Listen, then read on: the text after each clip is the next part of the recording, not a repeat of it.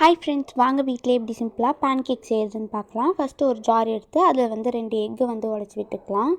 Egg போட்டுட்டு நம்ம வீட்டில் இருக்க கிளாஸில் 1/2 கப் அளவுக்கு குக்கிங் ஆயிலும் 1/2 கப் அளவுக்கு நம்ம சுகரும் மெஷர் பண்ணி எடுத்துக்கலாம். மெஷர் பண்ணுறதுக்கு நம்ம ஒரே கப் தான் யூஸ் பண்ண போகிறோம் வியூவர்ஸ்.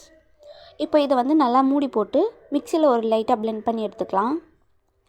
இதை ஒரு லைட்டாக பிளெண்ட் பண்ணி எடுத்ததுக்கப்புறமா இதில் நம்ம ஆல்ரெடி ஒரு கப் வச்சுருந்தோம். அதே கப்பில் மைதா மாவு மெஷர் பண்ணி 1 கப் அளவுக்கு சேர்த்துக்கோங்க. சேர்த்து நல்லா பிளெண்ட் பண்ணி எடுத்துகிட்டு வெண்ணிலா எசன்ஸ் கொஞ்சமாக சேர்த்துருங்க.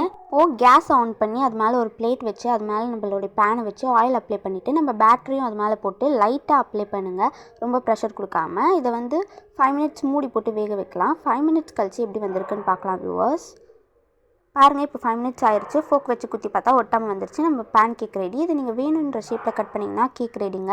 செஞ்சு பார்த்து டேஸ்ட் எப்படி இருக்குன்னு கமெண்ட் பண்ணுங்கள். மறக்காமல் சேனலை சப்ஸ்கிரைப் பண்ணுங்கள். தேங்க்யூ.